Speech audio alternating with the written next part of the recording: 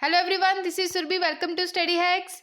आज का ये जो सेशन है करंट अफेयर्स का काफ़ी इंपॉर्टेंट रहने वाला आपके एग्जाम के पॉइंट ऑफ व्यू से। आइए चलते हैं, आज का डे देख लेते हैं क्या है। International day for biological diversity day है आज। बायोलॉजिकल डाइवर्सिटी में क्या क्या आ जाता है, मतलब एनिमल्स, ह्यूमंस, प्लांट स्पीसीज सारी आ जाती है। ठीक है, ये ऑब्जर्व किया जाता है एवरी ईयर 22 मई को। यूनाइटेड नेशन जनरल असेंबली के द्वारा 1993 में इसके द्वारा घोषणा कर दी गई थी कि 22 मई को as a international day for biological diversity celebrate किया जाएगा, ताकि हम अपनी जो बायोडाइवर्सिटी है उसके जो इशू है उसको कैसे टैकल करके चल सके, कैसे अंडरस्टैंडिंग रही हो, कैसे हम अवेयरनेस फैला सके लोगों में। क्लियर है। यूनाइटेड नेशन जनरल असेंबली जो है उन्होंने डिक्लेयर किया था जो 2011 टू 2020 का जो डेकेड है, ठीक है, तो इसको बोला गया United nation decade on biodiversity, promote करने के लिए। और जो स्ट्रेटेजिक प्लान है कि कैसे हम बायोडाइवर्सिटी को, उसमें जो इश्यूज देखने को मिलते हैं उसे कैसे कंट्रोल कर सके और इम्प्लीमेंट कर सके, जो स्ट्रेटेजिक प्लान्स है बायोडाइवर्सिटी को लेकर। ठीक है, और विजन जो रहेगा कि जो हार्मनी बना के रखनी है विद नेचर के साथ, उसको कैसे टैकल करके चलना है, उसको कैसे इम्प्लीमेंट करके चलना है, ये सब चीज़ें रहेंगी। और साथ ही साथ 2021 और 2030 का जो डेकेड है, ठीक है, इसको United nation decade of ocean science for sustainable development declare किया गया यूनाइटेड नेशन जनरल असेंबली के द्वारा। इस डे की जो थीम है 2021 की, वो है we are part of the solution. अगर 2020 की थीम देखें तो वो है our solution are in nature. Conservation और बायोडाइवर्सिटी जो है ये लीगली बाइंडिंग ट्रीटी है। 1993 में ये पिक्चर में आई, और इंडिया जो है इसका पार्टली टू द कन्वेंशन, या कि इंडिया क्या है, इसका पार्ट है। अगर कन्वेंशन और international trade in endangered species of wild फोना एंड फ्लोरा, फोना एंड फ्लोरा में क्या आ जाते हैं, फ्लोरा में आपके आते हैं प्लांट्स की स्पीसीज और फोना में आपके एनिमल्स की स्पीसीज आ जाती है। ठीक है, तो ये कन्वेंशन है इंटरनेशनल ट्रेड जो देखने को मिलता है एंडेंजर्ड स्पीसीज का, उसको कंट्रोल करने के लिए कन्वेंशन साइन किया गया था, ताकि पब्लिक और private and non governmental organization साथ में मिलकर काम कर सके। साथ ही साथ जो ह्यूमन प्रोग्रेस है, इकोनॉमिक डेवलपमेंट को कैसे आगे लेके चलना है, नेचर को कैसे कंजर्व करना है साथ में मिलके, ये इस कंजर्वेशन का क्या था, मेन विजन था। साथ ही साथ जो इंडिया जो है इस कन्वेंशन का क्या है, मेंबर है, याद रखिएगा एग्जाम में आ सकता है। बायोडाइवर्सिटी का मतलब क्या रहता है, इसको डिस्क्राइब कैसे किया गया है, जो वैरायटी है यानी कि अर्थ पे जो लाइफ है, यानी कि स्पीसीज, एनिमल्स के आगे, प्लांट्स के आगे ह्यूमंस, और भी बहुत सारी जैसे माउंटेन, ये सब सारी चीज़ें जो हैं, ठीक है, बायोडाइवर्सिटी। माउंटेन्स जो है वो बायोडाइवर्सिटी में नहीं आएगा, ओनली जो लिविंग स्पीसीज है उसमें आएगा। ठीक है, तो ये जो वैरायटीज़ देखने को मिलती है लाइफ ऑन अर्थ, उसको बायोडाइवर्सिटी में इंक्लूड किया जाता है। बायोडाइवर्सिटी जो रेफर किया जाता है जो एवरी लिविंग थिंग है including plants, bacteria, animals and humans. World wide fund for nature की अगर बात करें तो ये क्या है, फ्लैगशिप लिविंग प्लैनेट रिपोर्ट 2020 की रिपोर्ट निकल के आई, जिसमें बोला गया कि जो ग्लोबल बायोडाइवर्सिटी है उसमें काफ़ी डिक्लाइन देखने को मिला। और साथ ही जो इंडियन इनिशिएटिव्स लिए गए, इंडिया के द्वारा इनिशिएटिव्स जो लिए गए हैं बायोडाइवर्सिटी को कंजर्व करने के लिए, वो है national plan for conservation of aquatic ecosystem. Aquatic मतलब जो पानी के नीचे, लाइफ बिलो अर्थ देखने को मिलता है, लाइफ बिलो वाटर देखने को मिलता है। ठीक है, तो एक्वेटिक सिस्टम, इकोसिस्टम जो है उसको कैसे कंजर्व करना है। वेटलैंड्स जो हैं हमारे, ठीक है, उसको कंजर्व करना, उसको मैनेज करना, उससे भी रूल्स निकल के आए 2017 में। बायोलॉजिकल डाइवर्सिटी एक्ट निकल के आए 2002 में। वाइल्ड लाइफ जो प्रोटेक्शन एक्ट है 1972 का। और साथ ही साथ ये इंपॉर्टेंट डेज हैं जो सेलिब्रेट किए जाते हैं related to biodiversity, environment and water, earth से रिलेटेड। 5 जून को वर्ल्ड इन्वायरमेंट डे सेलिब्रेट किया जाता है। 22 मार्च को वर्ल्ड वाटर डे, 22 अप्रैल को अर्थ डे, एंड साथ ही साथ जो मार्च का लास्ट सैटरडे रहेगा उसको अर्थ आर सेलिब्रेट किया जाता है। ठीक है, नेक्स्ट है, काफ़ी इंपॉर्टेंट है, जैसे एड्स जो है उससे हमने फाइट की। ठीक है, और उसी के साथ साथ जैसे एड्स को टैकल किया, HIV जो रहती है एड्स, ठीक है, तो कोविड जो है, कोविड के पेशेंट्स भी उसी तरीके से क्या टैकल कर पाएंगे हम लोग, ये चीज़ें बताई गई है कि कैसे, जैसे उस टाइम कंट्रोल की गई थी चीज़ें एड्स को लेके, तो क्या हम कोविड जो वैक्सीनेशन से निकल के जो प्रॉब्लम्स आ रही हैं, क्या उसको टैकल कर पाएंगे या नहीं, ठीक है।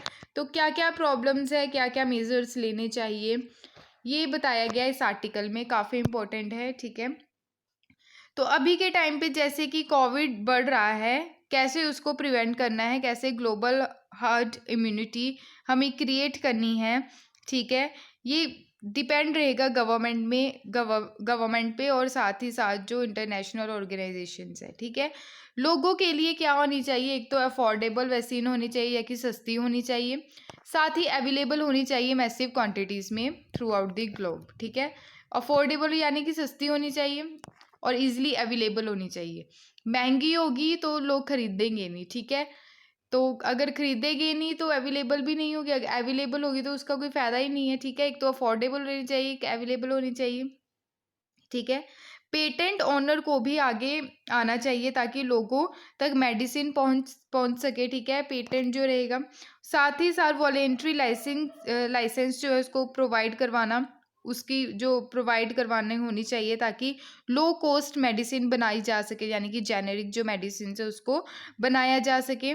कोविड की मेडिसिन के लिए पेटेंट को सस्पेंड कर देना चाहिए, क्योंकि WTO यानी कि वर्ल्ड ट्रेड ऑर्गेनाइजेशन में इंडिया और साउथ अफ्रीका के द्वारा बोला भी गया था कि इंडिया के द्वारा भी बोला गया, इंडिया को नीड है सेवरल फार्मास्यूटिकल कंपनीज की, ठीक है। तो देखते हैं, मतलब यानी कि जो सीरम इंस्टीट्यूट है, सीरम इंस्टीट्यूट पुणे है, अकेले उसी एक इंस्टीट्यूट से काम नहीं होगा, अलग अलग फार्मास्यूटिकल जो कंपनीज है, ठीक है, जो डेवलपिंग कंट्रीज़ के लिए जो मैन्युफैक्चर कर सके वैक्सीन्स, ठीक है, without threat of legal action by original patent holders, ठीक है। तो सबको साथ मिलके काम करना है। इंडिया मतलब बोल रही है कि हमें नीड है सेवरल फार्मास्यूटिकल कंपनीज की। अगर HIV जो देखने को मिला था, HIV फाइट जो की गई, उसके लिए टर्निंग पॉइंट जो देखने को मिला था, वॉलेंट्री जो लाइसेंस देने स्टार्ट किए गए थे, उसी के साथ गवर्नमेंट इशू कर सकती है कंपलसरी लाइसेंस ताकि पेटेंट जो राइट है उसको मतलब हटाया जा सके, ताकि जेनेरिक और जो सस्ती मेडिसिन है, लो कॉस्ट मेडिसिन, उसको अवेलेबल हो सके हमारे इंडिया में, ताकि सस्ती मेडिसिन लोगों को मिल सके और साथ ही साथ अवेलेबल भी हो लोगों के लिए। पेटेंट ओनर्स जो हैं वॉलेंट्री लाइसेंस, उन्हें वॉलेंट्री जो लाइसेंस है उन्हें स्टार्ट कर देने चाहिए, ठीक है। प्रोडक्ट जो रहेगा प्रोड्यूसर कंपनीज के द्वारा जो एक्सपीरियंस करते हैं, मास प्रोड्यूसिंग हो, लो कॉस्ट मेडिसिन अवेलेबल हो। प्रीवियस अगर एक्सपीरियंस देखें, जैसे मैंने बताया HIV जो है पैंडेमिक जो देखने को मिला था HIV एड्स का, ठीक है, उसी को भी इसी के चलते क्या किया गया, फाइट की गई, जो वॉलेंट्री लाइसेंस प्रोवाइड करवाए गए, ठीक है। तो ये काफ़ी इंपॉर्टेंट है, वॉलेंट्री जो लाइसेंस है एग्रीमेंट रहता है फार्मास्यूटिकल प्रोड्यूसर्स का, और साथ ही साथ ब्रिंग डाउन जो रहता है रहा प्राइस, जो एड्स की मेडिसिन जो थी उसको सस्ती की गई ताकि लोगों को ईजिली अवेलेबल हो सके। फाइन बैलेंस देखने को मिलता है between right to health of people in poor countries. Financial flow जो है लाइसेंस कंपनी का, United Nations medicine patent pool and World Health Organization कोविड-19 जो टेक्नोलॉजी है, एक्सेस पूल है, इंपॉर्टेंट टूल जो है, एफर्ट्स लगाए जाएँ, प्रमोट किया जाए वॉलेंट्री लाइसेंस को कोविड प्रोडक्ट्स के लिए, ताकि मेडिसिन जो है वो सस्ती प्रोवाइड हो सके लोगों को और साथ ही साथ अवेलेबल हो सके। ये था इम्पोर्टेंट टॉपिक। नेक्स्ट है व्हाट्सएप जो है उससे रिलेटेड इम्पोर्टेंट टॉपिक है, ठीक है। आइए देखते हैं क्या इशू है। अगर आज के टाइम में देखें तो 422 मिलियन यूज़र्स आपको देखने को मिलेंगे, किसके, व्हाट्सएप के, ठीक है, इंडिया में, ठीक है। फेसबुक के जो फाउंडर है, इसे कौन है, मार्क जोकोविक है, ठीक है। तो इनके द्वारा व्हाट्सएप क्या किया गया, खरीदा गया $16 बिलियन से, ठीक है, व्हाट्सएप को दिए गए, क्योंकि व्हाट्सएप जो है वो क्या कर रहा था, इनका कॉम्पिटिटर, फेसबुक का कॉम्पिटिटर बन रहा था, तो मार्क जोकोविक के द्वारा व्हाट्सएप को खरीद लिया गया। जो व्हाट्सएप इनके द्वारा खरीदा गया, क्योंकि फेसबुक का ये क्या था, कॉम्पिटिटर बन रहा था, इसलिए फेसबुक के द्वारा खरीद लिया गया। इसके चलते इनके द्वारा कई प्रोविजंस भी लाए गए। इनको लगा कि इतना सारा पैसा व्हाट्सएप पे लगा रखा है तो इसका यूज़ भी करना चाहिए। तो इनके द्वारा बोला गया कि जो डाटा होता है व्हाट्सएप के अंदर, वो डाटा को ये यूज़ करेंगे, लोग क्या सेंड कर रहे हैं, क्या सर्च कर रहे हैं, क्या शेयर कर रहे हैं, ये सब इनके द्वारा डाटा के द्वारा चेक किया जाएगा। ठीक है, तो ये सारी क्या है, इससे रिलेटेड क्या है आर्टिकल है, काफ़ी इम्पोर्टेंट है। आइए देखते हैं। सेंट्रल गवर्नमेंट ने रिसेंटली ही नोटिस मतलब मैसेज भेजा है प्रोवाइडर व्हाट्सएप जो विड्रॉ किया जाए, जो अपडेट प्राइवेसी पॉलिसी है। ठीक है, ये सेंट्रल गवर्नमेंट के द्वारा बोला गया है। Ministry of electronics and IT ministry जो है, उन्होंने बोला है कि विद इन 7 डेज़ के बीच रिस्पॉन्स दिया जाए। व्हाट्सएप जो है अर्ली अगर 2021 की बात करें तो अपडेट की गई प्राइवेसी पॉलिसी। ठीक है, प्राइवेसी जो है हमारे इंडिया में प्राइवेसी को फंडामेंटल राइट बनाया गया आर्टिकल 21 के चलते। फेमस केस है केएस पुट्टास्वामी केस 2017 का, उसके चलते प्राइवेसी को फंडामेंटल राइट बनाया गया। और साथ ही साथ इंटेंस ब्लैकिश अगेंस्ट देखने को मिला जो डिसीजन लिया गया प्राइवेसी पॉलिसी का। फोर्स किया गया है कि पोस्टपोन किया जाए जो इम्प्लीमेंटेशन डेट है उसको। पहले भी 28 फेब को आई थिंक ये जो पॉलिसी लाई गई थी 8 फरवरी को लाई गई थी 2021 में। ठीक है, और सबको बोला गया कि इसको एक्सेप्ट कर लो या फिर इसको डिलीट कर दो इसके अकाउंट को। ठीक है, चाहे कर लो या फिर इसको छोड़ दो, ऐसा बोला गया किसके द्वारा, व्हाट्सएप के द्वारा। क्लियर। नेक्स्ट, जो यूरोप में अगर देखें तो वहाँ पे ये पॉलिसी इम्प्लीमेंट नहीं हुई क्योंकि वहाँ पे क्या है, जनरल डाटा प्रोटेक्शन रेगुलेशन है। ठीक है, तो वो जो डाटा है उनकी कंट्री का, यूरोप का, तो वो यूरोप के अंदर ही रहता है। इसके चलते ऐसे जो मेजर्स है हमारी कंट्री में नहीं है। ठीक है, ऐसे प्रोविजंस हमारी कंट्री में नहीं है, इसलिए इजीली ही व्हाट्सएप ने ये डिसीजन सुनाया है। ठीक है, अगर देखें तो जनरल डाटा प्रोटेक्शन रेगुलेशन ये यूरोप में, ऐसा हमारी कंट्री में नहीं है। ठीक है, इसके चलते लोगों ने अदर ऐप यूज़ करने शुरू कर दिए। ठीक है, जैसे टेलीग्राम हो गया और भी सिग्नल ऐप। ठीक है, ऐसे जो ऐप्स हैं इसको यूज़ करना शुरू कर दिया। ठीक है, अगर व्हाट्सएप का देखें तो 2 बिलियन यूज़र्स हैं ऑल ओवर वर्ल्ड में व्हाट्सएप के। ठीक है, उससे about half a billion of whom in India. ठीक है, उससे 500 मिलियन आप बोल सकते हो इंडिया में है। व्हाट्सएप के द्वारा जो है, व्हाट्सएप का जो सारा डाटा है अगर फेसबुक के पास रहेगा तो इनको पता रहेगा कि किस तरह और कहाँ कहाँ ऐड सर्व करना है। ठीक है, एडिंग जो रहती है, जो कैसी चीज़ें बेचने, से अमेज़ॉन है वहाँ पे आप सर्च करते हो कि आपने कोई चीज़ लेनी है तो आपको हर एक वेबसाइट पे वो मेंशन होगा, सामने स्क्रीन में देखने को मिलेगा। ठीक है, तो फेसबुक क्या करेगा, इसके चलते ये पता लगाएगा कि ऐड को कैसे हमने सर्व करना है। ठीक है, जिससे ये ढंग से यूज़ कर पाएंगे इसको। ठीक है, व्हाट्सएप को। साथ ही साथ इनके द्वारा बोला गया कि ये जो हमने अभी अनाउंसमेंट की है, ऐसा तो और भी कंट्रीज़ कर रही हैं, और भी जो ऐप्स हैं, अगर आपकी इंडिया के ऐप्स हैं वो भी तो ऐसा कर रहे हैं। ठीक है, उन्होंने क्या किया है, व्हाट्सएप ने बस ये अनाउंसमेंट कर दिया, बाकी चीज़ें तो बाकी जो है वो अनाउंस करते भी नहीं है। ठीक है, तो इसलिए ये ज़्यादा न्यूज़ में है। अगर देखें इनके द्वारा बोला गया ये जो पॉलिसी है वो डिफरेंट नहीं है प्राइवेट ऐप से लेके, जैसे गूगल भी ऐसा करता है, बिग बास्केट, कू ऐप जो है, साथ ही साथ जो पब्लिक ऐप्स है जैसे आरोग्य सेतु है, भीम, IRCTC और अदर्स ऐप जो है। ठीक है, इम्पोर्टेंट है ये कमेटी काफ़ी, BN श्री कृष्ण कमेटी, जो कमेटी है जो कॉन्स्टिट्यूट की गई यूनियन गवर्नमेंट के द्वारा 2017 में, किसके रिगार्डिंग है, ये डाटा जो प्रोटेक्शन फ्रेमवर्क है उसको लेके। इसमें क्या बोला गया था कि अगर किसी का डाटा यूज़ करना है तो उसको इन्फॉर्म करो और मीनिंगफुल कंसर्न लो, और उतना ही डाटा यूज़ करना है जितना एक्स्ट्रा यूज़ नहीं करना। ठीक है, एक्स्ट्रा डाटा यूज़ नहीं होना चाहिए, इनके द्वारा ऐसा बोला गया। डाटा कंट्रोलर होना चाहिए। ठीक है, अगर कोई बुरी हरकतें हो रही हैं तो उस पर पेनल्टी भी लगानी चाहिए। ठीक है, नेक्स्ट चलते हैं। आई होप आपको ये इम्पॉर्टेंट है, आई होप आपको इसके रिगार्डिंग सारी चीज़ें क्लियर हुई होंगी। नेक्स्ट चलते हैं। नेक्स्ट है इम्पॉर्टेंट डिजीज़ है वायरस इकोलॉजी, काइनासोर फॉरेस्ट डिजीज़ अभी निकल के आया है, इसको मंकी फीवर भी बोला जाता है। ठीक है, तो एनिमल से ये ट्रांसमिट होता दिखेगा आपको, एनिमल टू ह्यूमन। क्लियर, तो ये काफ़ी इम्पॉर्टेंट है, आइए इसके बारे में देखते हैं।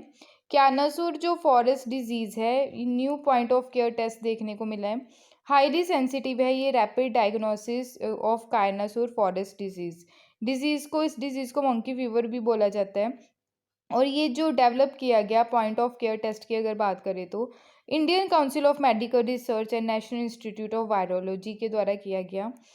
इसका कारण क्या है, यानी कि कैनस और फॉरेस्ट डिजीज है क्या, ये इफेक्ट रहता है मतलब ह्यूमंस एंड मंकीज पे, ये ट्रांसमिट होता है मंकीज के द्वारा ह्यूमंस में।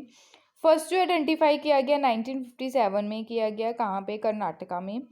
और साथ ही साथ 400 to 500 ह्यूमन केसेस देखने को मिलते हैं पर ईयर, रिपोर्ट किए जाते हैं। अगर इसकी कैनस और फॉरेस्ट डिजीज़ की अगर बात करें तो ये काफ़ी इम्पैक्ट डालता है पब्लिक हेल्थ पे, ठीक है, लोगों की हेल्थ पे काफ़ी इम्पैक्ट डालते हैं। और ये स्प्रेड हुआ था वेस्टर्न घाट्स में। वेस्टर्न घाट्स में जैसे आपको गुजरात, महाराष्ट्र, गोवा, कर्नाटका, केरला, ये स्टेट्स देखने को मिलेंगे और साथ में तमिलनाडु, ठीक है। वायरस जो है मेनली हार्टिक्स, ठीक है, हिमेफेलाइसिस, स्पिनिगेरा, मोंकीज, रोडेंट एंड बर्ड्स के द्वारा ट्रांसमिट होता आपको दिखेगा। अगर ह्यूमंस की बात करें तो जैसे टिक बाइट रहता है, कॉन्टैक्ट में आते हैं ये इन्फेक्टेड एनिमल्स में। जैसे कोई एनिमल है, ठीक है, इन्फेक्टेड है इस डिजीज़ से, वो फ्रूट कोई खा लेता है, ठीक है, वही फ्रूट्स जो है ह्यूमन भी खाएगा, तो ऑब्वियसली बात है ये कि ह्यूमंस की बॉडी के अंदर भी ये बीमारी जो है वो ट्रांसमिट होगी, ठीक है। यहाँ पे भी आप देख सकते हैं, ठीक है, ये जो चीज़ें हैं, जैसे अगर ये एडल्ट जो है, यानी कि ये इंसेक्ट जो है, अगर ये खाए, इसके जो एग्स हैं, ठीक है, वो लार्वा बनेगा, ठीक है, फिर ये आगे माउस के द्वारा भी ये ट्रांसमिट होगा, ठीक है, माउस टू मंकी, तो आपको ये इम्पैक्ट देखने को मिलेगा। नेक्स्ट देखते हैं, ये जो है इसका ट्रीटमेंट जो है नो स्पेसिफिक ट्रीटमेंट है, मतलब इसका स्पेसिफिक कोई ट्रीटमेंट नहीं है मंकी फीवर का। वैक्सीन अगर इसकी देखें तो फॉर्मेलिन इनएक्टिवेटेड FKDV वैक्सीन है जो एग्जिस्ट करती है इसके लिए, पर्टिकुलर डिजीज़ के लिए। एंड ये जो एरिया जो है जैसे वेस्टर्न घाट्स हैं वहाँ पे इसको एंडेमिक एरिया बोला गया है, जो एंडेमिक एरियाज़ में इसको यूज़ किया जाता है वैक्सीनेशंस को। काफ़ी इम्पोर्टेंट है, ठीक है। तो नेक्स्ट भी इम्पोर्टेंट न्यूज़ है आपके लिए, चिपको मूवमेंट से रिलेटेड है। क्यों है न्यूज़ में, सुंदरलाल बहुगुणा, ठीक है, सुंदरलाल बहुगुणा ये पर्सनैलिटी है, काफ़ी इम्पोर्टेंट है। इनके द्वारा क्या किया गया, चिपको जो मूवमेंट है उसको आगे बढ़ाया गया। तो हाल ही में सुंदरलाल बहुगुणा जी की डेथ हुई है, ठीक है। तो इन्होंने काफ़ी अहम रोल अदा किया चिपको मूवमेंट में। तो कोविड-19 की ड्यूरेशन में इनकी डेथ हुई है, उसके मतलब कोविड-19 के पेशेंट रहे ये। चिपको मूवमेंट की अगर बात करें, ये नॉन वायलेंट एजिटेशन था जो ओरिजिनेट हुआ उत्तर प्रदेश चमोली डिस्ट्रिक्ट जो अभी उत्तराखंड में है, ठीक है, 1973 में। नेम जो है चिपको का वो कहाँ से आता है, एम्बेरस इसका मीनिंग है, ठीक है। विलेजर्स ने क्या किया था, जैसे आप पिक में देख सकते हैं, पेड़ को इन्होंने कैप्चर कर लिया था कि हम पेड़ को काटने नहीं देंगे, ठीक है, एंड सर्कल यहाँ आप देख सकते हैं, प्रिवेंट किया इन्होंने पेड़ को। साथ में कलेक्टिव मोबिलाइजेशन देखने को मिला, वुमेन्स का काफ़ी पार्टिसिपेशन देखने को मिला कि ये फॉरेस्ट को क्या करेंगी, प्रिजर्व करेंगी, ठीक है। अगर सुंदरलाल बहुगुणा की बात करें, इनका जो लाइफ टाइम जो रहा पीरियड 1927 to 2021 तक रहा। इनिशिएट किया इन्होंने चिपको मूवमेंट्स में, ठीक है, गार्डियन बने ये ट्रीज़ के जो हिमालयन रीजन में है। चिपको स्लोगन इनके द्वारा दिया गया कि जो इकोलॉजी है वो हमारी परमानेंट इकोनॉमी है। साथ ही साथ इनके द्वारा कैंपेन चलाए गए अगेंस्ट तहरी डैम जो है, कहाँ पे, भगीरथी रिवर के ऊपर, उत्तराखंड में है ये जो प्रोजेक्ट है इसका डिवास्टेटिंग जो कॉन्सिक्वेंसेस रिजल्ट्स देखने को मिले। साथ ही साथ इंडिया का लॉन्गेस्ट फास्ट इनके द्वारा रखा गया इंडिपेंडेंस के बाद 56 डेज का, इसको कंट्रोल करने के लिए, इसके अगेंस्ट तहरी डैम जो बन रहा था रिवर भगीरथी के ऊपर। अगर देखें इनके द्वारा फुट मार्च भी निकाला गया कश्मीर टू कन्याकुमारी तक, ठीक है, 1980s में एंटायर हिमालय रीजन को प्रोटेक्ट करने के लिए। इनको अवार्ड से भी नवाजा जा चुका है, पद्म विभूषण 2009। काफ़ी इंपॉर्टेंट है, मेजर जो इन्वायरमेंटल मूवमेंट्स रहे हमारे इंडिया में। बिश्नोई मूवमेंट देखने को मिला कब, ईयर 1700, प्लेस आप देख सकते हैं मारवाड़ रीजन राजस्थान, लीडर जो थे उस टाइम अमृता देवी। चिपको मूवमेंट 1973, प्लेस कहाँ, उत्तराखंड, लीडर कौन रहे, सुंदरलाल बहुगुणा, चंदी प्रसाद भट्ट, ठीक है। साथ ही साथ ये साइलेंट रिवर वैली प्रोजेक्ट देखने को मिला 1978 में। कहाँ पे? केरला। रिवर कौन सी थी? कांतीपुजा रिवर, केरला में। लीडर यहाँ पे रहे केरला शास्त्र साहित्य परिषद, सुक्था कुमारी, ठीक है। तो प्रोटेक्ट करने के लिए साइलेंट वैली को। नेक्स्ट है जंगल जंगल बचाओ आंदोलन 1982, शिंगम डिस्ट्रिक्ट ऑफ बिहार। लीडर रहे ट्राइबल्स ऑफ सिंघभम। ये किसके अगेंस्ट था? गवर्नमेंट का जो डिसीजन था रिप्लेस करने के लिए नेचुरल सॉल्व फॉरेस्ट विद टीक। नेक्स्ट है अपीको मूवमेंट 1983 कर्नाटका में। लीडर इसमें रहे लक्ष्मी नरसिम्हा युवक मंडली, पेंडरिंग ह्यूज, ठीक है। किसके लिए? जो नेचुरल ट्रीज है वो मतलब काटे जा रहे थे अगेंस्ट कमर्शियल फॉरेस्ट्री के लिए, उसके लिए ये मूवमेंट हुआ। नेक्स्ट है तेहरी डैम मूवमेंट। इसमें भी सुंदरलाल बहुगुणा ने काफ़ी अहम रोल अदा किया। और ये भगीरथी रिवर तेहरी डैम उत्तरांचल में देखने को मिलेगा 1980s टू 1990s। नर्मदा बचाओ आंदोलन 1980s टू प्रेजेंट तक, अभी तक ये चल रहा है। गुजरात, मध्य प्रदेश, महाराष्ट्र और total 33 dams two main are Sardar Sarovar dam and other Indira Sagar project. इसमें जो मेन लीडर रहे मेधा पतकर, अरुंधति रॉय, सुंदरलाल बहुगुणा, बाबा आमते, अरुंधति रॉय, ठीक है। काफ़ी इंपॉर्टेंट चीज़ें हैं ये। हिस्ट्री से रिलेटेड आपसे ये क्वेश्चंस पूछा जा सकता है। वो थे हिस्टोरिकल। ये रिसेंट के मूवमेंट्स आप देख सकते हैं, जैसे क्लाइमेट एक्शन स्ट्राइक है 2019 में। स्टूडेंट्स जो है metro city of Delhi, Mumbai, Bengaluru, Kolkata and Chennai, ठीक है। लीडर रही ग्रेटा थनबर्ग, ठीक है। ग्रेटा थनबर्ग काफ़ी इंपॉर्टेंट पर्सनैलिटी है। और Bittu KR। Right to breathe protest 2019 new Delhi India gate पे देखने को मिला। Leonardo DiCaprio posted about this movement. New Delhi में ये देखने को मिला। वर्ल्ड्स मोस्ट पॉपुलेटेड जो सिटी है उसको, जो पॉपुलेशन है उसको पोल्यूशन को कंट्रोल करने के लिए, ठीक है। एयर क्वालिटी इंडेक्स जो है।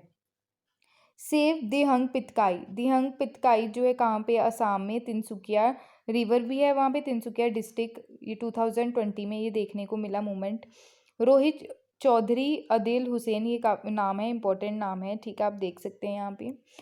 सेव आरी 2019-20 आरी नेशनल पार्क जो है मुंबई में, उससे रिलेटेड है ये। वहाँ पे रेल कॉरपोरेशन लिमिटेड है कि जो पटरी बिछाई जा रही थी, ठीक है, उसके चलते काफ़ी मूवमेंट देखने को मिला। काफ़ी इंपॉर्टेंट है, काफ़ी न्यूज़ में भी रहा। सेव दी सुंदरबन, जो सुंदरबन आपको देखने को मिलता है, सुंदरबन डेल्टा जो है, ठीक है, तो उसको सेव करने के लिए सुंदरबन, वहाँ पे ट्री सुंदरी ट्री के नाम से इसका नाम रखा गया है। 2020 में ये मूवमेंट देखने को मिला। लार्जेस्ट जो मैंग्रोव फॉरेस्ट है उसको कैसे प्रोटेक्ट करना है। डेल्टा रीजन जो है, डेल्टा बनता है गंगा ब्रह्मपुत्रा रिवर का, ठीक है। तो आप ये देख सकते हैं, काफ़ी इंपॉर्टेंट ये चीज़ें हैं। हिस्ट्री के पॉइंट ऑफ व्यू से आपको एग्ज़ाम में क्वेश्चन देखने को मिल सकता है, ठीक है। ये थे आप आज के इंपॉर्टेंट करंट अफेयर्स। अगर आपको मेरी ये वीडियो पसंद आई हो तो प्लीज़ लाइक, शेयर और सब्सक्राइब ज़रूर कीजिएगा। इस लेक्चर की PDF जो है आपको मेरे टेलीग्राम चैनल पे मिल जाएगी। लिंक आपको डिस्क्रिप्शन बॉक्स में मिल जाएगा इसका। Thank you for watching my video. जय हिंद।